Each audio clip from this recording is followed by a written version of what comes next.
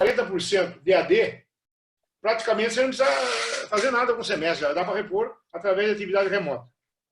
Agora, o que o Conselho tem entendido é que é um limite de 40% por EAD, para qualquer um, exceto medicina, que teve uma limitação. Você pensar o 10 de extensão. Há também na resolução do Conselho que atividades de estágio e atividades complementares, elas têm um limite de 20%. Quer dizer, o curso que não tem estágio, ele tem o 40 do EAD e tem 20 de atividades complementares. Complementares. Pode ser biblioteca, pode ser estudo dirigido, estudo em casa, etc, etc, etc. Quer dizer, 40 mais 20 é 60. Então, tem saídas legais para isso aí. É consenso no Conselho Nacional de Educação hoje, principalmente após a reunião desse mês, que nós fizemos ela 100% virtual, que a gente considera presença quando há uma conexão ao vivo. O que nós estamos fazendo agora aqui? Nós estamos presentes falando um com o outro. Quer dizer, essa conversa nossa aqui não é virtual, essa conversa é presencial. Então, qual é a ideia que nós estamos formando, talvez agora em maio, ainda, junho, que é o seguinte: um curso é presencial quando, do lado de lá, tem um professor falando ao vivo, ou dando aula ao vivo, ou o tutor. E ainda, se for uma aula gravada, essa aula gravada não tem o professor, mas se ela tiver um tutor, um docente do lado de lá, ela continua sendo presencial conectada. Então, dá para salvar o semestre, dá para salvar o ano letivo, com esses conceitos aí. O grande problema que nós temos hoje, eu acho, no circuito particular, é a questão das mensalidades que muito aluno não quer pagar. Querem pagar o EAD, não querem pagar o presencial. Como o contrato normalmente é semestral ou anual, então tem que se tomar algumas decisões um pouco mais rígidas no contrato. Quer dizer, ou executar o contrato, ou negociar ou renegociar o contrato. Isso é importante, porque nós estamos falando de instituições particulares, né? Particulares, em geral. Aí não adianta se ela é evangélica, se ela é católica, se ela é metodista, todos são religiosos, mas não fazem milagres, né? Então, tem que ter o recebimento das mensalidades. Então, eu acho que ainda não está perdido o semestre. Tem um outro conceito muito importante que eu sempre usei na minha vida, gente. É lá de um parecer antigo, de uma resolução do Dom Serafim Fernandes. Quando você fala em equivalência de disciplina, equivalência é que tem o mesmo valor formativo. Não é carga horária nem conteúdo. Está claro? Mesmo valor formativo. Então, se eu não consigo dar uma aula de matemática, mas consigo dar um bom curso de estatística, a formação é a mesma. Dependendo da área. Eu não estou formando matemática exclusivamente. Né? O enfermeiro, o biólogo, o psicólogo, etc., ele pode ter aquilo em vez de ter aquelas outras de matemática. Então, equivalência é a disciplina que tem mesmo valor formativo. Ou seja, se você não tem uma disciplina agora que seja equivalente, está difícil. Mas você vai achar uma equivalente que pode substituir aquela que você não deu. E dando no outro semestre. O calendário está bem flexível. O importante é cumprir 200 dias. Não precisa ser esse ano aqui. Pode entrar em dezembro, janeiro, fevereiro do ano que vem. Horários especiais. Retorno aos sábados. Quer dizer, tem uma série de variáveis aí que podem ser usadas. O grande problema é naqueles cursos onde as diretrizes curriculares exigem o estágio. Muito bem. O estágio e laboratório são questões um pouco mais de melindre, né? Porque se você vai fazer o estágio no hospital, o hospital está funcionando, então o estágio pode acontecer. Pode até ser antecipado, hein? Alguém com série anterior já fazer agora. Já ajuda, inclusive, a pandemia. Hospital, clínica, etc. Agora, você vai numa indústria, essa indústria está fechada. Aí você tem que achar outro lugar para fazer o estágio. Ou suspender o estágio e aguardar uma próxima oportunidade. Porque estágio normalmente é aula corrida, né? Tempo corrido. Ele não é disciplina 50 minutos. Então o cara fica um mês lá e cumpre, ou 2 meses e cumpre. Agora, a questão do laboratório. Muitas universidades, centro universitário e até faculdade, têm oferecido uma carga horária de laboratório presencial e algumas experiências de laboratório virtuais, né? Nós mesmo já vimos algumas experiências aqui, na Unicamp, Campinas, São Paulo, laboratório de física, por exemplo, virtual, a introdução aí à biologia virtual, tudo bem simulado, bonitinho. Por quê? O laboratório, na sua essência, significa o quê? Simulação de uma realidade. Se você simular de uma forma remota e a realidade acontecer, está dado o laboratório, né? Agora, precisa ter muito cuidado, porque tem laboratórios tradicionais e também tem professores tradicionais que não abrem mão daquele conceito de laboratório presencial. Então, esse pode ter alguma dificuldade com esses professores, ou até com a manutenção dos equipamentos, não tem funcionário e tal. Então, aí fica um pouco difícil. Mas, de qualquer maneira, você pode agrupar o laboratório em períodos especiais, aos sábados, ou sábado sim, sábado não, enfim, você consegue dividir isso aí, né? O calendário, não vejo problema, os 200 dias é tranquilo, se não cumprir agora, empurra um pouco mais. Julho não precisa ser recesso nem férias, né? Todo mundo vai ficar aí 60 dias de recesso, então julho já começa a contar presença. Então, eu acho que não está ainda perdido se nós não perdermos o próximo semestre. Em agosto, comecinho de agosto, mais tardar final de agosto, eu acho que o semestre tem que começar. Então, aí é questão de fazer isso aí. Mas, atividades complementares e estágio até 20% pode ser dado fora da escola. Né? Você tem 40% de EAD ou de disciplinas mediadas por tecnologia, né? Uma presença remota. A presença quer dizer, na realidade, tempo real, né? Eu estou vendo a Yara está me vendo, nós estamos presencialmente falando aqui, você também, Paulo, né? Essa é uma realidade de Gália, de Deus. A gente está presente aqui. Eu não estou em outro lugar. Então, é possível fazer isso. Vai lá, Paulo. Veja, Carbonari, você já tocou vários assuntos importantes que a gente já vai adiantando, mas sempre lembrando que nós temos instituições, nós temos, logo no início desse tratamento remoto, né, que foi possibilitar o tratamento remoto, nós temos instituições, três tipos de instituições, né? As que rapidamente se adequaram a isso e que já saíram, porque já tinham EADs fortes funcionando, tínhamos instituições que demoraram um pouco, mas começaram a fazer a prestação de serviço remoto ainda dentro desse período que estamos vivendo, e tem algumas que ainda não conseguiram ainda, e nós temos que, e a Abraf, né, como que conglomera principalmente as pequenas instituições, né, tem no seu contexto uma grande massa também de instituições dessa natureza, que estão com a questão aguardando o retorno para que as atividades presenciais possam retornar. Então, veja, já tendo tocado em como se fazer, enfim, e já pensando que nós vamos ter esse retorno próximo, e observando também a questão de algumas indicações do parecer do CNE recente, né? Você diria para nós que essa volta gradual às atividades presenciais, mesmo após liberado o isolamento social, é uma alternativa, ou as instituições que, para a prestação de serviço presencial, né, a prestação do ensino presencial, devem retornar imediatamente com o ensino presencial com toda a sua carga? Porque houve essa indicação, o parecer falou sobre uma questão de voltar gradualmente, mesmo fora do isolamento social. Qual o senhor acha ser a melhor alternativa? Olha, aqui no estado de São Paulo, o secretário está começando a fazer algumas reuniões com escolas, com o SEMESP, né? E o que está passando pela cabeça dele é que as salas não poderão ter mais do que 20 alunos, bem distanciados um do outro, quer dizer, vai ter um isolamento parcial. É lógico, se você tem um curso aí que tem 20 alunos, então, ok. Se você tem um curso que tem 80, você vai multiplicar por 4 as aulas, né? Quem paga isso? Então, é um problema difícil. Isso é muito difícil. Agora, eu acho o seguinte, é uma crença, hein? Pode não acontecer. Dificilmente nós vamos esquecer o 40% do EAD daqui para frente. Dificilmente. Você pega um curso noturno, ele tem 5 noites. 2 noites estão no 40%. Quer dizer, todo curso noturno poderá dar aula em 3 noites. De dia, com tranquilidade maior, né?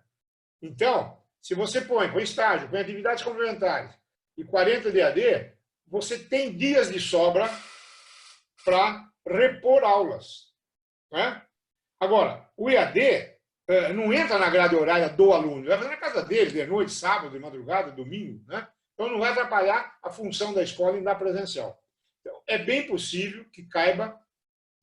Agora, eu acho, a minha opinião, e de alguns conselheiros também, dificilmente o mundo universitário, ou escolar, né, vai voltar a ser o mesmo. Vai ter alternativa. Eu fui um pouco arrojado outro dia no bate-papo que eu fiz lá no Instituto Êxito. Eu sou um pouco radical na minha visão, sabe? Eu acho que quem não tem AD tem que comprar. Compra as aulas. Tem o fulano, ciclano, betano, escola A, B, C, D. As grandes não podem ter ciúme da concorrência. Pelo contrário, vão faturar. Então, você não tem AD, compra. Aluga. Aluga aula, aluga isso. Isso é natural. Natural. Então, eu não vejo grandes problemas para aqueles que se interessarem nos 40% de AD. Agora, tem escolas que não acreditam, os mantenedores não querem. O custo para ter uma base de AD, vocês sabem todos que não é fácil. É 2, 3 anos de investimento. Então, eu sou daquele partidário de business, viu? Compre as aulas. Pega, a minha não é bem aqui, faz adaptação. Né? A introdução à economia lá não é igual à introdução daqui. Não é porque você não quer. É questão só de mexer na programação da aula. Então, eu acho que vai ter aluguel de aulas, vai ter venda de aulas, vai ter contratos de parceria por disciplinas. Isso vai acontecer, gente. Eu não vejo grandes problemas. Agora, a minha preocupação ainda é o contrato que esse aluno tem com o estabelecimento. Se vai alterar, muito bem. Se ele vai ter o EAD, qual é o custo disso? Vai repassar para o aluno e diminuir o contrato? Então, tem fatores econômicos envolvidos bastante difíceis, né? Que tem que ser resolvido caso a caso. Quando é curso diurno, não há problema nenhum. Você pode repor quando você quiser. Os cursos noturnos terão dificuldade. Eu ainda acho o seguinte. Eu tenho lido algumas coisas há muito tempo e me preocupo com o seguinte. Até tem um exemplo fantástico aí de Harvard, né? Em 400 anos ela não mudou. E ela acha que não vai mudar agora. Só que o número de alunos está caindo, a mensalidade está aumentando, e aqueles famosos sponsors que Harvard tinha não tem mais. O Bill Gates está gastando na África. O outro cara não estão dando para a universidade. O custo está ficando altíssimo. Por exemplo, eu tive fazendo uma pesquisa semana lá na nossa universidade. Eu fiz uma pesquisa na Flórida. Quem quer fazer um MBA aí? 2%, 3%. Eles querem mestrado, não MBA. Quer dizer, mudou um pouco a evolução da pós-graduação também. Então, acho que os 40% não morrem mais. A elasticidade de aula é bem possível, né? Quando você fala em atividades complementares, você mesmo numa aula de 50 minutos, você podia dar em 30 e 20 e ser complementares, né? Outro, quando você fala em AD, na última portaria, está bem claro. EAD não é 40% do número de disciplina, pode ser 40% da aula daquela disciplina. Né? Você tem 4 aulas aí, ou 5 aulas, você pega, tira 2 para o EAD e 3 você dá presencial. É percentual da própria disciplina. Isso é possível fazer, está aí muito bem explicitado. Então, acredito que as escolas não serão as mesmas, as metodologias provavelmente serão bastante influenciadas, né? E o difícil vai ser equalizar isso aí, quanto disso, quanto daquilo. Né? E a atratividade do curso, viu? A atratividade do curso é muito importante. E os cursos imperiais, né? Medicina, Direito e Engenharia, eles estão com um ritmo de crescimento diminuindo aos poucos. Né? Há muitas outras ocupações e profissões que estão nascendo agora aí. Esse dia eu vi um relato até americano, de Londres, né? Onde o cara fala, vai precisar de muito enfermeiro, viu, Yara? Para máquinas com inteligência artificial. Enfermaria para máquinas de inteligência artificial. Então, é uma outra função que está surgindo aí. E assim por diante. Né? Quer dizer, as coisas estão mudando, eu acho que vai mudar. Não vai haver uma excessiva carga presencial daqui para frente, eu acho. As tecnologias estão aí, estão disponíveis. Né? Ainda assim, Yara, pode falar. Vou fazer uma pergunta para o Carbonari. Claro. É o seguinte, Carbonari, olha, em 2019, você participou intensamente de todo esse movimento, teve início, né, por força do Fórum das Entidades, do setor privado, começou um movimento junto ao Ministério e que o próprio ministro declarou que era favorável à desregulamentação da educação superior. Né? Isso foi dito no Congresso do Fórum, lá em Belo Horizonte, em junho de 2019, pelo próprio ministro, lá no próprio ministro, no SEMESC também. O próprio ministro tem se posicionou várias vezes favorável a esse movimento de desregulamentação, de autonomia para as IES, de autorregulação, enfim. E aí, todo o segmento veio, em 2019, principalmente no segundo semestre, trabalhando intensamente nessa tese de como construir uma transição de um sistema educacional superior altamente regulamentado, rígido, difícil, que padroniza o que não é padronizado, que bota todo mundo na mesma caixinha, quando se sabe que hoje tem que se sair da caixinha. Não é? Então, a partir do segundo semestre, daquele posicionamento do ministro no SEMESP, no Congresso do Fórum, em Belo Horizonte, se começou a criar uma série de grupos, né, de estudos e de trabalho no sentido de colaborar com o Ministério da Educação nessa construção de uma transição de um sistema tradicionalíssimo, conservador, que não atende mais nem ao século XXI, nem a nada, para evoluirmos para uma lógica regulatória que possibilite tudo isso que você brilhantemente sempre defendeu.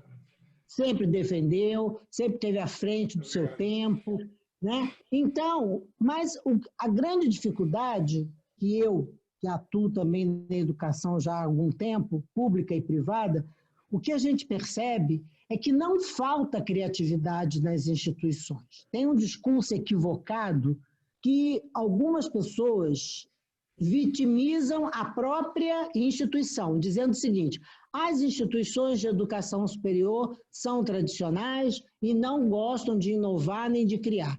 Na verdade, o que eu percebo é que os gestores e as instituições vivem numa grande contradição, que é, querem inovar, mas, ao mesmo tempo, têm a mão pesada da regulação que não permite essa inovação e essa criatividade.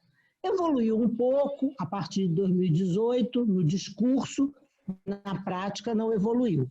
Em 2019, começamos a trabalhar esse processo de criar as bases para a autorregulamentação, e aí veio o coronavírus. Em dezembro, né, o coronavírus chega na China e chega no Brasil em fevereiro. E aí, o coronavírus passou a ser a ponta do iceberg que acelerou, como diz Karnal, Leandro Carnal diz isso, que as guerras, as revoluções e as epidemias aceleram os processos que estavam em curso e que não tem volta. Karnal cita uma série de historiadores, filósofos, e aponta isso com muita clareza. Ele, o Harari também, vários outros, que não tem volta.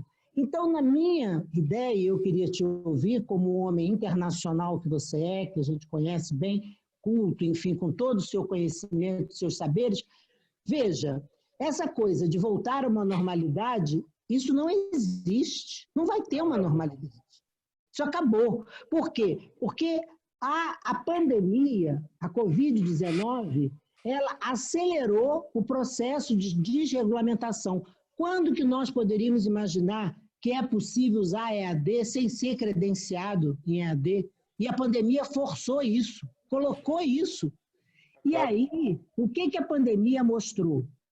Que o discurso da autorregulamentação está correto, que a flexibilização curricular está correta, que o Conselho Nacional de Educação vem trabalhando, essa última direção, vem trabalhando numa trilha correta, que é dar a quem...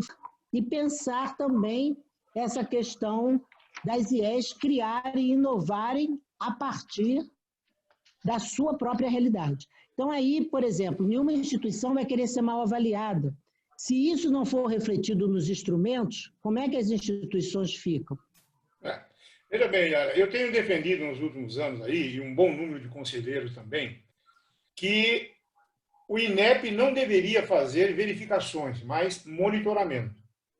Precisa acabar com 6.000, 8.000 viagens por ano. Faz um bom sistema, um bom instrumento e vai monitorando de cada 6 meses e tal, com um pesquisador institucional bem treinado. Isso é uma realidade. As mudanças que virão, elas ainda esbarram em algumas normas. Hoje no Conselho, e nós temos uma luta muito boa para mexer agora esse final de semestre, de não discutir mais modalidade, presencial e AD. Você autoriza um curso, ponto. O teu projeto pedagógico vai dizer quantas aulas vai fazer remota, quantas não vão, etc. e tal. Essa é a ideia. Pois bem, evidentemente, é um corporativismo atrás, sindical, bastante forte. Tem gente que não percebe que ele está deixando de ser professor para ser tutor. ele não abre mão de professor. O futuro está no tutor, que é aquele que pratica aprendizagem, não ensino. Não é o ministrador que tem futuro. Né? Então, o que acontece? Essa mudança, esse paradigma vai estar sendo quebrado. As últimas diretrizes curriculares que o Conselho aprovou, homologadas, nós colocamos o tempo de integralização e a carga horária como termo referencial. Você tem que ter 4.000 horas, vírgula, referenciais. Pode ser 3.800, 4.200, 3.925. Agora, é lógico que o instrumento do INEP tem que ser construído nesta base, não na base de outrora. Se não falta 10% lá, você vai incriminar a instituição. Isso já é consenso no Conselho, as diretrizes estão saindo assim. Eu fui relator de 3 ou 4, pasmem vocês, de uma área até bastante importante, onde estava claro na diretriz, e as associações todas pedindo, que não pudesse ter aula noturno. Noturno, não pode. Por exemplo, veterinário. E aí, eu, como sou do ramo, né, eu perguntei ao presidente, viu, você acha que uma égua não tem cólica à noite? O hospital veterinário funciona 24 horas. E assim por diante, as dependências e tal. Então, nós tiramos tudo que foi limitação, né, de carga horária, tempo de integralização, dependência, e está saindo tudo assim. Então, agora, a criatividade da instituição vai ter que aparecer. Porque o aluno vai comparar, ó, essa aqui é mais aberta, aquela é ultra fechada, eu vou fazer essa, não vou naquela. Então, tudo isso aí, isso que eu estou falando, eu já fiz, viu? Eu experimentei. Vocês se lembram, longínquo, anos atrás aí, quando eu criei a Sexta Free, né? Eu não tinha aula de sexta-feira, eu nunca tive. Nós criamos primeiro na Embi Morumbi, depois na Anhanguera. Por quê? Não precisa. A disciplina de AD de sexta-feira, o aluno faz em casa. Então ele ia namorar, passear, estudar, fazer o que ele quiser. Não precisa ter aula de sexta-feira. Não fez falta nenhuma. Eu usei 20 anos isso. A minha instituição nunca teve aula de sexta-feira. Né? Então o aluno tinha tempo para estudar, passear, descansar. Então isso está dentro dos regimentos, está na norma, é possível. É importante você cumprir sua carga horária. Agora, para mim cumprir um semestre, eu usava 20 semanas, não usava 15. Essa é a realidade. As disciplinas que tinham 4 horas por noite, eu fazia 3. Só que em vez de 15 semanas, eu tinha 20. Ué, 20 vezes 3 é igual a 4 vezes 15, 60 horas. Então, essa criatividade está na norma, está aberta. A gente pode fazer isso aí. Agora, a pandemia que veio, ela muda mesmo. Né? Agora, tem um fator aí, hoje estou terminando, inclusive, um seminário aí que o Janguier me pediu, sobre inovações e mudança, né? É o segundo. O grande problema da mudança é sair da zona de conforto. A pessoa não aceita sair da zona de conforto. Isso é um problema. Porque se ele concorda que ele pode sair da zona de conforto e você tem apoio para fazer isso, quer dizer, uma equipe que acredite naquilo que você está fazendo, a reforma vai embora. Aí ela anda. Agora, se só você, diretor, só você, coordenador, não acredita naquilo que está sendo postulado, então não vai andar, não tem mudança. Né? Então, sair da zona de conforto não é fácil para ninguém. É preciso arrojar, claro. Agora, você tem maneiras de fazer isso. Né? Como você vai lançar um produto. Você tem que testar o produto, ver se serve, ver se o povo compra. Né? Não adianta lançar um produto que eu gosto, mas não tem venda. O lado de lá não combinou com os russos, não é isso? Então, é um pouco difícil essa fase que nós vamos passar, porque aqueles que acreditam no futuro, que são bastante abertos, terão um futuro maravilhoso. Agora, aqueles que seguram, que não querem mexer, eu já estou cansado, vou ficar aqui mesmo. Gente, o dinossauro morreu faz tempo, hein? Tá claro? Então precisa tomar cuidado, nós temos que evoluir. Essa é a realidade. Bonari, oi. Eu espero que todos estejam aí anotando, porque na medida que você vai falando, vai colocando tantas questões e todas servem a todas as instituições, né? Eu acho que isso é bem importante, bem valoroso para a gente ir agregando conhecimento e também, de alguma forma, disseminando todas essas atividades. Ô Paulo, só uma informação. A minha filha entrou no ar agora, tem um grupo da MUST lá, participando do seminário também. Tá ok? Saudação aí o pessoal da MUST, que está com a gente. Que bom. Eu vou colocar mais uma questão e depois, Carbonari, eu vou colocar as questões no chat aqui, porque tem questões importantes também, até para a gente respeitar o seu horário e aí conseguir fazer isso. Uma coisa que ficou colocada no parecer e que também foi motivo de muito questionamento é como é que se alinharia calendários de períodos diferentes acontecendo simultaneamente. Porque isso foi uma possibilidade que nasceu aí com isso e muitos têm dúvida Tem ainda instituições que trabalham com as questões de pré-requisito formal, né, curricular, o que dificulta tudo. Então, por conta disso, e é para isso, para essas pessoas principalmente que a gente está fazendo a questão, como é que você vê essa possibilidade, né? E de que maneira isso poderia ser adequado? Olha, a experiência também fala muito, né? Eu já há 20 anos atrás abandonei o sistema de pré-requisito e de co-requisito. Porque eu fazia a seguinte pergunta como gestor, né? Eu dava aula de cálculo 1 e cálculo 2. E naquela época, em engenharia, o cálculo 2 tinha como pré-requisito o cálculo 1. Muito bem. Aí o aluno reprovava em cálculo 1, não podia fazer cálculo 2. Mas muitos alunos, que eram maus alunos em cálculo 1, faziam o cálculo 2 e passavam. Quer dizer, então não precisou do cálculo 1. Se eu passar no 2 e ficar no 1, porque eu não preciso do 1, passei no 2. Então, isso foi derrubando aos poucos a ideia de pré-requisito e de co-requisito. Agora, quando você fala 200 dias letivos, vamos imaginar que esse 200 seja fixo, né? Eu sempre tive uma dor de cabeça com o MEC, com antigas delegacias de ensino. Seguinte, dia letivo é o dia que a escola funciona, não é o dia que o aluno tem aula. Está claro o conceito? Então, o sábado é dia letivo. A escola está funcionando, tem funcionário lá, tem um monte de coisa, tem biblioteca aberta. É dia letivo. Então, 200 dias letivos é nesse conceito. Está claro? Dia letivo é o dia que a escola funciona, não é o dia que o aluno tem aula. Vamos dar um exemplo de uma universidade estadual aqui de São Paulo. Né? Por exemplo, aqui é a Unicamp. O cara tem no diurno, ele tem 20 horas na semana, 26. Ele tem aula segunda, quarta e sexta. Aí vai contar 3 dias letivos na semana? Não, conta todos. Então, o conceito de letivo é importante para você mexer num calendário. Ocupar os dias que você pode. E também ninguém disse... Importantíssimo isso, Carbonari. Importantíssima essa colocação. Inclusive, a gente vai colocar essa sua frase aqui no chat para que as pessoas tenham isso colocado dentro de si, porque a ideia principal é que sempre o dia letivo está vinculado à existência de aulas normais naquele dia. Um sistema que tem regime de matrícula por disciplina, de crédito, como é a Unicamp, por exemplo, a USP, então eles não compraram nunca o dia letivo.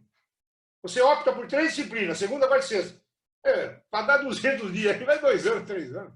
Tá errado. Então, o conceito é esse. Dia letivo é o dia que a escola funciona, não é necessariamente o dia que o aluno tem aula. Aí, quando eu falo isso, vocês têm que ser bastante criativos. Como eu faço caber 200 dias aí? Você percebeu que já coube, né? Já coube 200 dias no período normal, brincando. Muito bem, agora um pouco mais de criatividade. Né? Estende um pouquinho para julho, estende um pouquinho para dezembro. Quando você começa a aula dia 25 de janeiro e acaba dia 20 de dezembro, dá tranquilamente 40 a 44 semanas. Quer dizer, é possível isso aí. Agora, eu não posso ter o luxo, não. Eu só quero começar depois do carnaval e terminar bem antes do Natal. Isso aí já foi, essa fase já foi. Acho que não tem mais volta, né? E a tecnologia que nós temos hoje, basta aliar uma metodologia. Você tem um método, tem uma técnica, você tem a aula que você quiser. Né?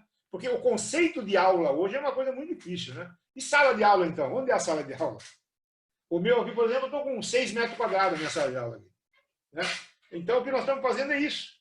É uma realidade. Agora, o Supremo Tribunal Federal está fazendo isso. Né? Outros tribunais superiores. Ué, se ali vale, não vale para as outras escolas? Que negócio é esse? Então, a tecnologia veio para mudar, ela está mudando, e eu acho que ela não volta mais. Né? Quer dizer, a evolução está aí. Como diz o professor Freitas, né? Eu imprimi a prova no mimeógrafo, depois passei para o canhão projetor, depois fui indo a transparências, de repente eu ponho na tela. Não é isso? Eu ponho na tela separadamente. Vocês deviam entrar um dia aí, Yara, você pode coordenar isso aí. Existe uma empresa americana que chama Proctor U. Proctor U. É tutoria. É uma empresa da Califórnia, lá do Vale, né? Elas fazem provas no mundo para mais de 1000 universidades. A coisa cresceu tamanhamente que eles começaram a alugar tutores para as universidades, inclusive estatais. Né? Uma universidade estatal da Califórnia, o tutor está lá em cima, não está aqui.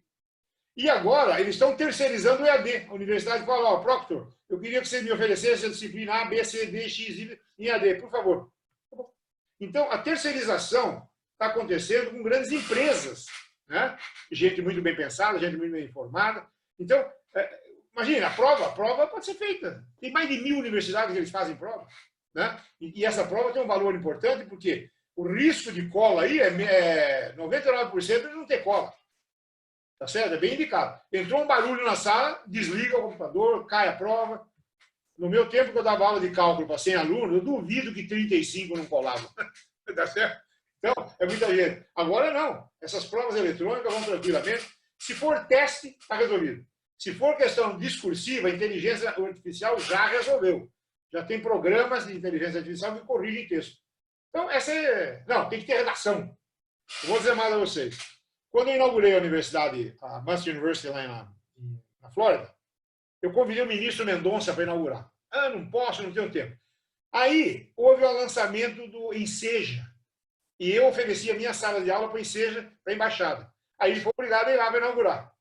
Mas só que eu preparei uma aula, uma demonstração com esse Proctor U para ele. Ele ficou encantado. Aí ele falou, puxa, e por que eu tenho que pôr redação no Enem? Milhares de horas para corrigir um texto. Né? E saber a redação ou não depende de uma prova depende do seu hábito, né? Da sua leitura, da sua capacidade. Então, há outras maneiras de aplicar tecnologia naquilo que nós fazemos. Concordo plenamente com a Yara, com o pessoal que ela citou, inclusive. Após essa fase, nós não voltaremos os mesmos. Não voltaremos. Né? Então, dá para corrigir redação através de inteligência artificial, dá para coletar presença através... o computador já registrou a nossa presença, dá para fazer ata. Né? Então, o que? Você faz a ata, joga no OneDrive e cada um imprime onde quiser. Você viu a nova lei de diploma, por exemplo? Eu fiz um convênio com a Universidade de Paris. Por quê? Além de cobrar barato, $2,50 cada diploma, fica na blockchain, nas nuvens. Ô, Carbonari, inclusive aproveitando sua deixa, nós divulgamos hoje no site da Braf, reforçamos, né, a professora Yara e eu, que me convidou gentilmente também para participar com ela, publicamos um artigo grande numa revista sobre essa questão de diploma digital, que é uma questão revolucionária, né, dentro desse processo, é uma questão revolucionária dentro de todo esse processo de digitalização do ensino que a gente está vivendo. Mas deixa eu aproveitar aqui, porque senão eu não consigo fazer os questionamentos aqui. Tem mais um para eu fazer os do chat. Porque muitas instituições têm primeiro um pensamento sobre essa questão do laboratório virtual. Né? O que eu vou falar aqui é para laboratório virtual que promove, de fato, a atividade, a prática, né, do aluno virtualizada, e não aqueles laboratórios meramente demonstrativos, que esses aí a gente está descartando. As instituições, a pergunta que me colocaram, que eu coloquei aqui, que vou colocar, é o seguinte: se eu previ para o meu período letivo, atividade prática em laboratório físico, por conta de todo esse movimento, existe hoje disponíveis no mercado uma série de simuladores ou de laboratórios que permitem a virtualização de práticas, com participação efetiva do aluno. Eu posso substituir imediatamente, já agora, nesse momento, ainda que o período esteja andando, aquela prática que eu estava prevendo dar em laboratório físico pela virtual, porque isso facilitaria eu cumprir tanto fazendo em contraturno, fazendo em paralelo, ou já ir desenvolvendo algumas práticas agora? Olha, veja bem, quando você fala assim, eu preciso dar uma prática, você teria que dizer assim, você, eu digo nós todos, eu preciso cumprir um objetivo com o aluno. Ele tem que praticar e tem que atingir o seguinte nível de aprendizagem. Tem que saber fazer isso, isso, isso. Bom, se eu testar esse aluno e ele souber fazer o isso, isso, isso, está dado o laboratório. Foi praticado, foi simulado. Evidentemente, tem toda uma corporação atrás que defende o contrário. Mas nós estamos falando aqui com gestores, né? Então, a gente tem que pensar nisso. Há laboratórios impossíveis de serem dados virtualmente? Pouquíssimos. Eu, depois que eu vi uma mesa anatômica aqui do lado de Campinas, aqui numa faculdade de medicina, eu fiquei bobo. Você põe o cadáver lá, você com o dedo assim, você puxa os ossos para cima. Tridimensional. Quer dizer, uma mesa alemã, evidentemente, porque lá não pode cadáver, né? Então, as coisas evoluem, né? Agora, nem todo laboratório é possível ser virtual. Ele precisa o quê? Experimentação. Certo? Mas se você fizer a experimentação remota, o professor do lado de lá, ó, eu errei, aqui assim, vai para lá, tá bom? Chegou no resultado aí? Cheguei, parabéns, o relatório tiro 1 ponto. Pronto. Então, esse remoto tem alguém do lado de lá, entendeu? Não é uma coisa gravada que não tem ninguém e o cara faz sozinho. Aí há dificuldade de fazer prática de laboratório sozinho, né? Mas tem um instrutor do lado de lá, tem um tutor do lado de lá. Então, é possível fazer, na maioria dos casos, uma aula remota de laboratório. E poderia inserir agora, nesse momento Eu acho que sim, eu acho que está dentro do espírito da legislação, é essa. Entendeu? Okay. O aluno tem um objetivo no aprendizado, né, Paulo? Ele tem que sair de A e ir para B. Como ele vai? Eu, por exemplo, sempre gostei de estudar à noite, madrugada. Tem gente que não gosta, só de manhã. O outro é sonoro, ele grava, fala para ele mesmo, daí ele aprende. Então, há vários tipos de aprendizado em função da característica de cada um. Agora, se o objetivo da disciplina é ensinar a somar fração, e o cara vier aqui somar fração, ele é competente, ele sabe. Né? O que não pode é parar aquela balela de muitos anos atrás, né? Você fazia um planejamento da disciplina de matemática e copiava do outro, de sociologia. E presta aí, deixa eu ver os objetivos seus aí. Não tem nada uma coisa com outra. Né? Então, tem que ser realista nessa hora. E focar no aprendizado. O aluno aprendeu A, B, C, cumpriu a disciplina.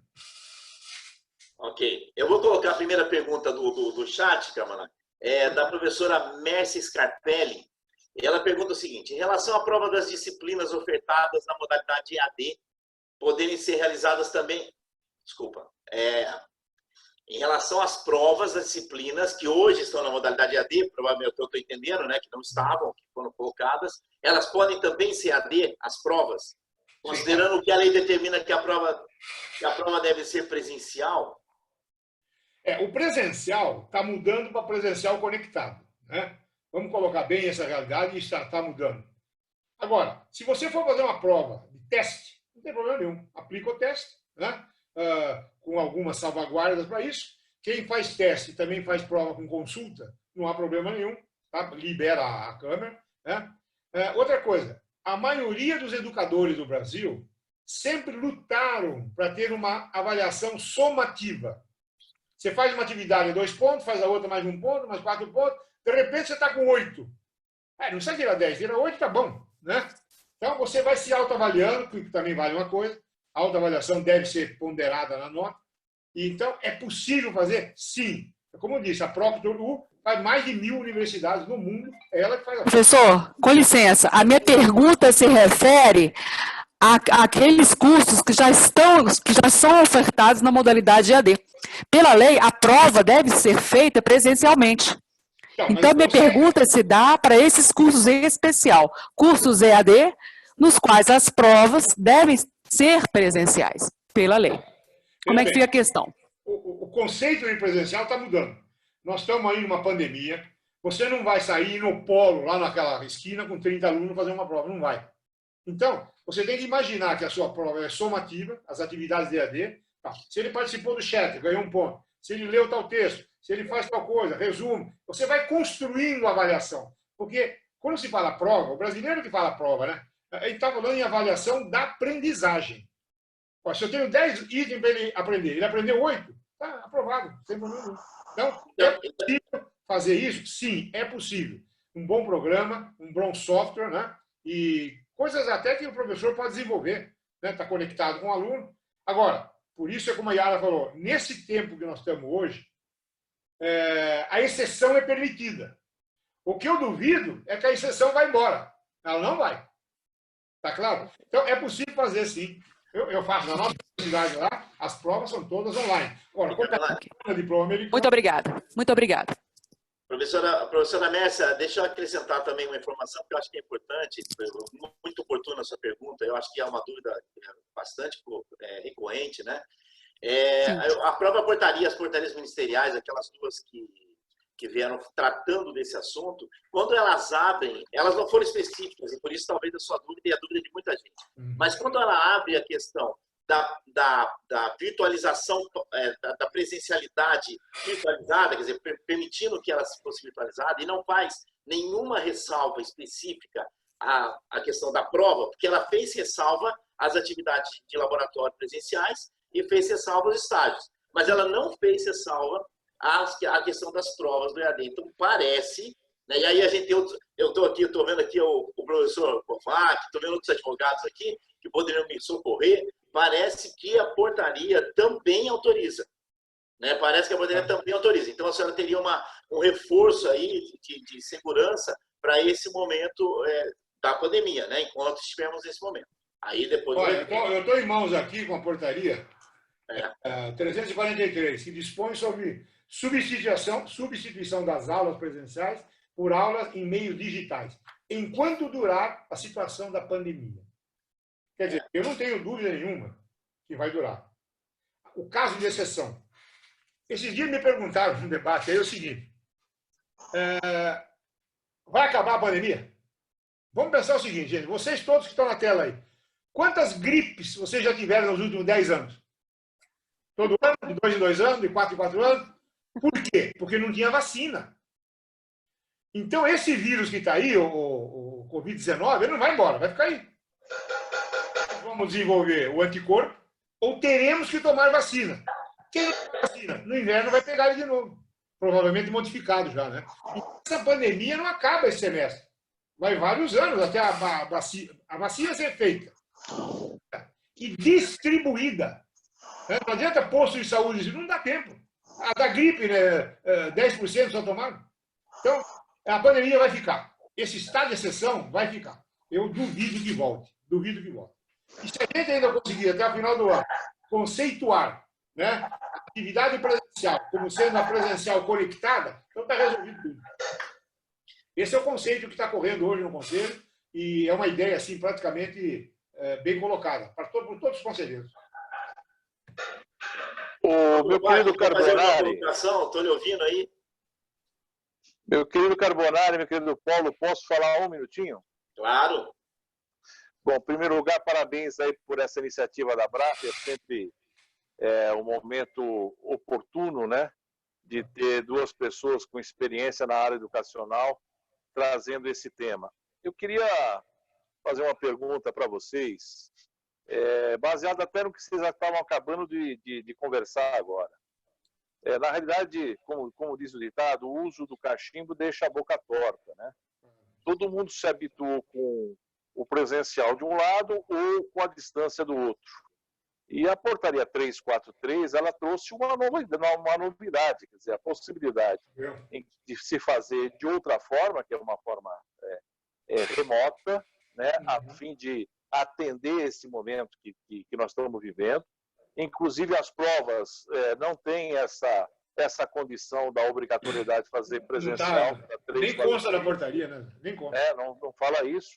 Mas a pergunta que eu queria fazer, principalmente Carbonari, que é um cara visionário, sempre pensando para frente, essa é a grande oportunidade de alteração de paradigma na educação. Né? Essa discussão do híbrido, do à distância, do presencial, e institucionalizar efetivamente a possibilidade da instituição fazer de forma autônoma o seu projeto pedagógico. Claro. A pergunta que eu faço é o seguinte, meu querido Carbonari, já não é o momento de derrubar esses muros todos e partir para uma outra coisa, aproveitando, inclusive, esse momento crítico que nós estamos vivendo de pandemia, a fim de institucionalizar projetos pedagógicos diferenciados, sem todas essas amarrações? Essa é uma pergunta. Olha, é o seguinte, duas coisas. A próxima vez que aparecer, não apaga aquela luz nas costas sua que está dando na cara da gente. Você está com uma luz acesa aí atrás. Não, isso daqui é uma aura de santo. Tá certo. A segunda coisa é a seguinte, o momento é esse mesmo, não tenha dúvida, né? A ideia do presencial conectado já é consenso muito grande no Conselho, né?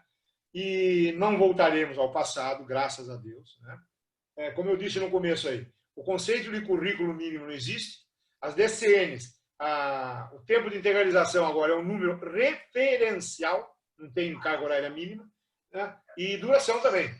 Tem que durar 8 semestres, referencialmente, né? Se você pegar um curso de 4 anos, 10%, deu 3 anos e meio, né? O referencial. Então, isso tudo está mudando, né? A gente está vendo que muitas escolas estão criando coisas, fazendo coisas novas, e, como você bem lembrou, nessa última portaria 343 não faz referência à prova, né? Então, eu vou dar um exemplo a vocês. Eu tive um caso assim, eu fiz, eu cumpri, foi uma maravilha. Eu tinha uma escola de engenharia no município que no primeiro bimestre reprovava 50%. A evasão era de 40% o segundo. Eu falei, mas que diabo, não pode fazer isso. 2, 3 disciplinas, cálculo, física. Eu extingui a prova de abril. A única prova era em junho, no final. Então, o professor dava trabalho, lição, ia conversando, ensinando, ia exercício, prova só de junho. Eu não tinha evasão no semestre. Percebeu? Então, dentro da lei. Quem fixa o número de prova numa disciplina é o professor, é o departamento, é a coordenação. Por que você quer dar uma prova bimestral, mensal, quinzenal? Quem inventou isso aí? O que precisa é o aluno atingir o objetivo fixado no aprendizado.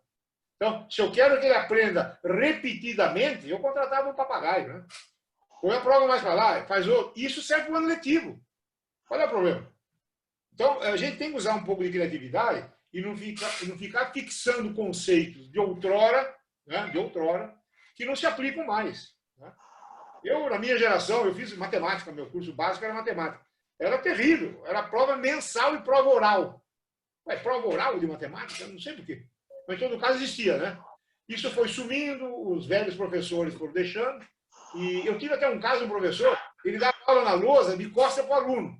A aula inteira. Aí nós saímos tomar café lá fora e voltava, ele estava lá ainda. Eu saía da sala e voltava. Quer dizer, esse é o tipo de professor, não pode existir mais. Então, as regras estão se abrindo, as possibilidades são bastante grandes, só que eu acho que a gente tem que experimentar o que é bom para essa escola, o que é bom para aquele instituto, né? Quais disciplinas precisam um pouco mais de carga horária, a outra menos. Todas podem ter um pedacinho de AD, não precisa a disciplina inteira. Né? Cada uma delas pode ter 40% de AD, o curso todo. Enfim, essas contas eu acho que os gestores podem muito bem fazer. Dá para fazer tranquilamente. Ô, Carbonari, deixa eu acrescentar uma coisa. Tem várias perguntas aqui no chat, colocações, na verdade. Inclusive, eu aproveitar para saudar meu amigo, professor Orlando, que está lá em Londrina, aqui nos assistindo, falando que, dentro desse contexto da sua resposta, das implicações todas dessa mudança de paradigma, do que o Kovács acabou de colocar, que ainda o professor ainda é um grupo, ainda existe uma resistência grande dos professores nessa questão da aceitação, muitas vezes do papel de tutor, muitas vezes do papel conjunto de tutor e professor e tudo, né? E esse seria um paradigma também a ser vencido dentro desse processo todo. Embora a gente está fugindo um pouquinho do nosso assunto aqui, mas como vocês tocaram nisso, aí eu acho que também era bom você fazer uma rápida colocação sobre isso, porque tem vários aqui falando, pelo menos 4 ou 5 colocações sobre o mesmo. Na realidade, Paulo, a resistência à mudança é uma coisa muito forte. Se for sindical, então, fica mais forte. Né? Tem que entender isso aí. As mudanças, muita gente resiste, não quer mexer, não quer mudar o programa de aula dele, está acostumado a dar aula daquele jeito. Então, essas mudanças, a mudança de paradigma é isso. É derrubar, fazer uma disrupção e começar outra nova. Novos conceitos, é isso. E os grandes educadores do país sempre pregaram isso, mas poucos fizeram isso. Isso é um problema muito sério. Né? Então, é difícil? É. Outra coisa, eu aprendi a vida toda trabalhando com educador, com pedagogos, com filósofos, sociólogos. Quando você vai fazer prova, a verificação do aprendizado, quem é que falou que a prova tem que variar de 0 a 10? A prova pode valer 20% da avaliação. Trabalho em casa, 10%, não sei o que, mais 10, mais 100, mais 15, leitura dirigida, mais 10. Você chegou no 80%, 20% é a prova. O aluno pode até nem fazer, porque já foi avaliado. Então, isso é uma luta antiga, né? De entender a avaliação do aprendizado, a verificação de aprendizado, como sendo algo que muitos educadores sempre lutaram. A hora é agora, está aí. Por que você dá uma prova de 10 questões, valendo 1 ponto cada uma, e ela que dá a nota final? Faça uma prova que vale 25% do programa, 30%, 25%. Então, é bem possível hoje avaliar a maneira de verificar o aprendizado do aluno. Uma outra coisa também, Carbonari, aqui rapidamente, que a professora Terezinha Chaves, a quem eu já saúdo aqui, grande amiga. Grande amiga, faz uma pergunta combinando o que a professora Yara falou com o que você vem colocando. Né? Ela diz o seguinte: a legislação está distante da realidade atual.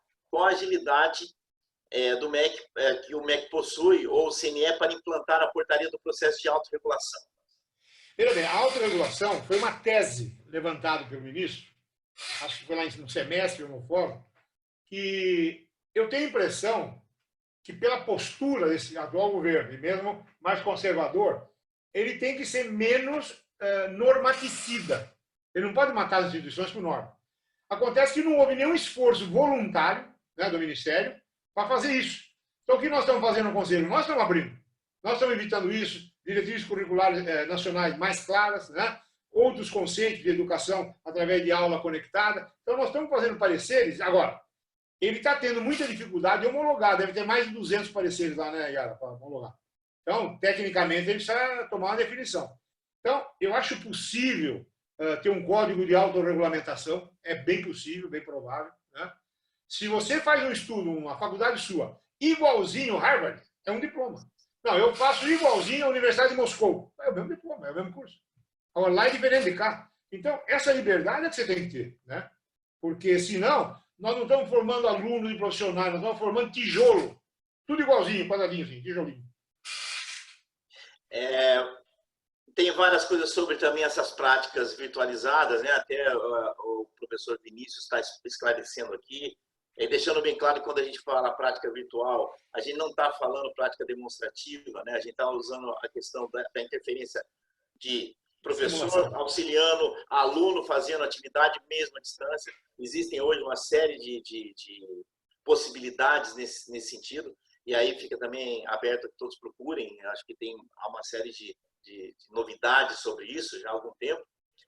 E aí, professor Carbonari, como eu não vou poder avançar contigo, eu vou abrir um minutinho para que, se tem alguém queira fazer uma pergunta ao vivo ao professor, porque já invadimos 5 minutos do seu tempo e... Eu vou entrar no outro, eu vou entrar na Manchester University às 7h15. Então, mas vamos lá. Se alguém quiser fazer uma pergunta ao vivo, professor... Eu quero fazer uma pergunta. Eu quero fazer uma pergunta. Professor Márcio. Do professor Carbonari, que eu conheço há mais de 30 anos. O que ele acha que vai ser o... Ele falou aí um pouco, mas o que ele acha efetivamente que vai ser o futuro do professor universitário? Qual vai ser o futuro desse cara que fez doutorado? O professor, eu acho, ele não pode ser mais um dador de aula, um ministrador de conteúdo. Ele tem que ser o quê? Um auxiliar da aprendizagem para desenvolver competências. Isso está nas diretrizes, está no BNCC. Eu sempre defino, como matemático, eu resumo muito, né? Quando você fala em conteúdo, você está falando em saber. Quando você fala em competência, é saber fazer. Vou dar um exemplo para você, que eu dei no conselho e acabou derrubando uma tese lá. Quando você fala assim, meus alunos, isso é uma fração.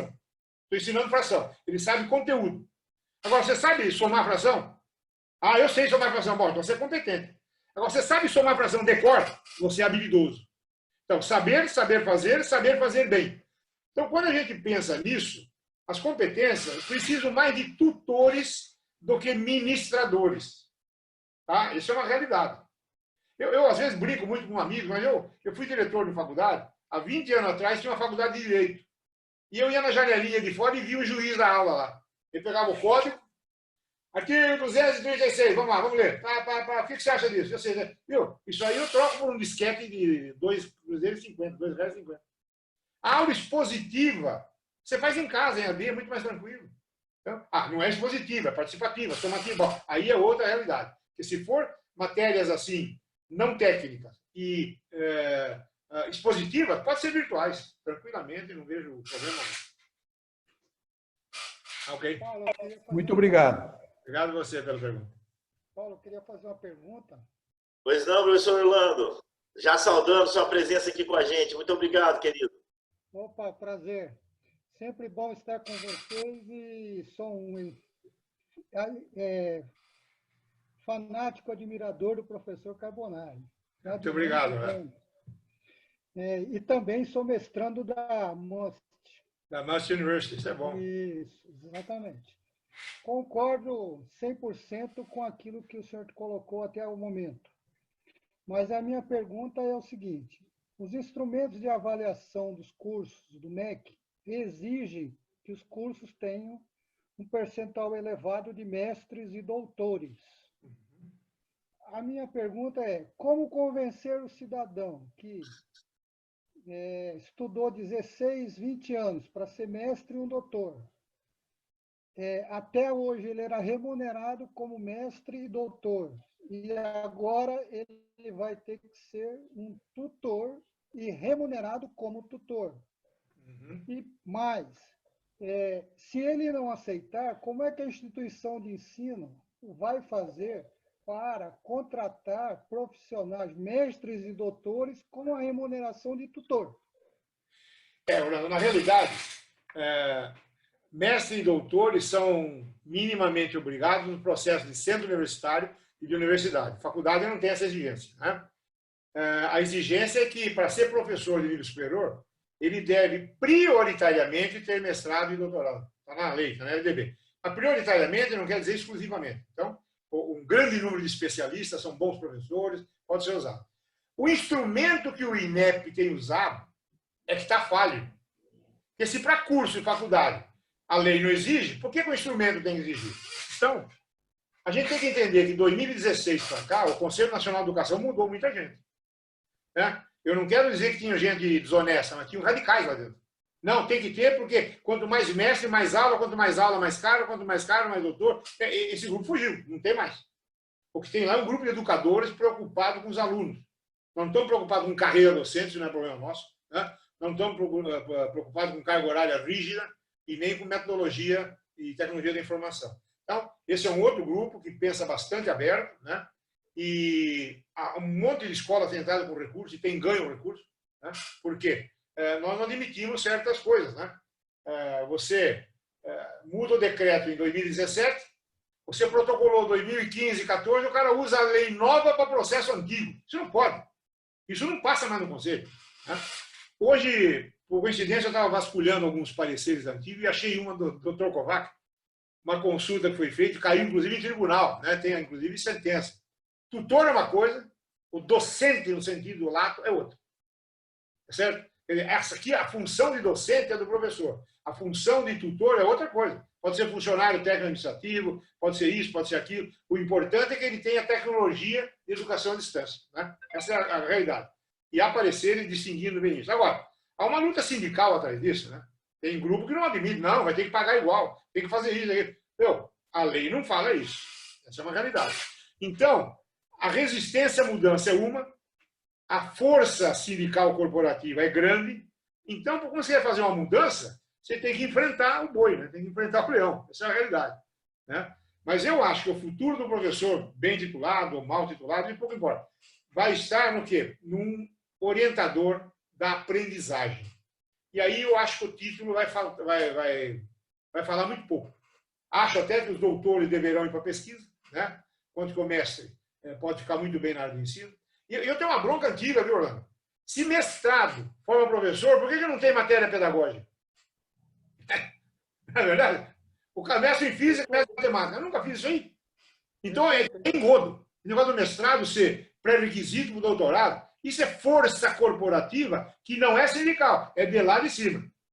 Quanto mais mestre e doutor, melhor, mais aula vai ter, mais faculdade. O conceito de qualidade que alguns tinham é muito ruim. Isso é uma realidade. Então, eu acho que a titulação vai pesar muito pouco quando nós falarmos de ensino de graduação. Ensino no sentido de aprendizagem. Né? Agora, vamos desenvolver projeto de pesquisa, quero centro universitário, quero ser uma universidade. É outra história, tem que buscar alguém capaz, que saiba fazer pesquisa, etc. etc. O Carbonari, apenas contribuindo, né? É evidente que houve uma alteração de instrumento e essa alteração trouxe, de alguma forma, já um avanço. Já abriu isso para uma questão, saiu de quantitativo para qualitativo esse tratamento, mas ainda tem todo o contexto, né, de avaliadores que também tem essa ideia, né, e que é muito difícil ser vencido. O Paulo, você se lembra, Yara lembra? Nós tivemos secretárias na CESU que mandava voltar o parecer porque não tinha tantos professores, não tinha gabinete de professor para tempo integral, viu? Noturno. Isso está até hoje no instrumento. Os recursos que vem ao Conselho eu derrubo todos. A Câmara dizia isso melhor. Ele não pode fazer uma coisa. Né? Se você tem um gabinete por 2,99 não está bom. Brincadeira, né? Mas é a questão do instrumento, a questão do INEP, eu acho que vai ter que se adaptar. Com esse conceito de carga horária referencial e tempo de integralização referencial, o INEP vai ter que se alterar, não é verdade? Paulo. Oi, professora. Oi, Yara. Posso aproveitar a presença do conselheiro e fazer uma sugestão? Claro. Seguinte, eu acho que ao invés de nós ficarmos discutindo o instrumento, a norma, a resolução, ficar discutindo de maneira parcelada, seria interessante que a Câmara de Educação Superior do Conselho baixasse uma resolução com diretrizes qual é o entendimento de educação, de qualidade, de aprendizagem para o século XXI. Tá certo. Uma resolução, Carbonari, que fosse, sem querer ser muito teórica, mas uma resolução que dissesse que, a partir da pandemia, se estabeleceu uma ruptura paradigmática e que não tem mais a volta à normalidade, até porque a normalidade nunca existiu. E, a partir dessa realidade, nós temos que mudar, são os referenciais. Claro. Então, assim, Concordo. se a Câmara baixasse um ato que estabelecesse quais são os referenciais de educação superior para o século XXI, dizendo tudo isso que você muito bem coloca e exemplifica como referenciais, e que todos os atos decorrentes teriam que se subjugar a esses referenciais. Então, por exemplo, todas as diretrizes curriculares teriam que atender a esses referenciais.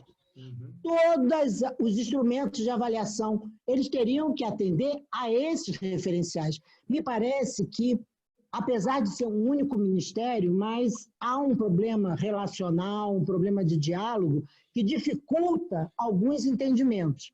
Se o Conselho publicasse um ato que definisse as bases e os referenciais para a educação superior do século XXI, a partir, inclusive, deste exemplo, dessa experiência toda que nós estamos construindo e acumulando de fevereiro para cá, com a pandemia, aí qualquer ato que estivesse em choque, antagonizado com esses referenciais, não poderiam ser publicados.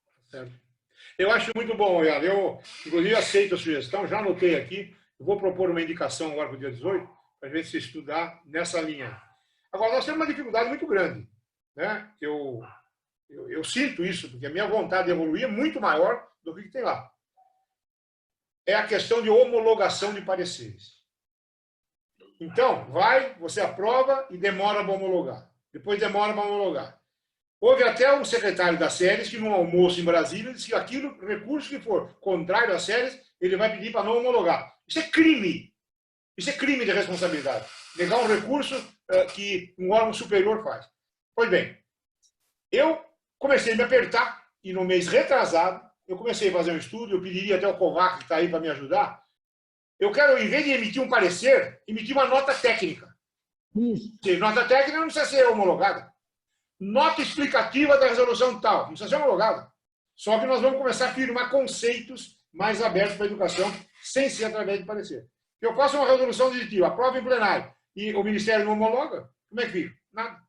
1 ano, 2 anos. Então, o que está acontecendo? Homologações que não estão saindo estão sendo judicializadas com toda a boa vontade. Carbonari, apenas para reforçar a sua indignação, a gente teve o histórico, inclusive, de pareceres, nunca antes teve isso no Brasil, de pareceres não homologados.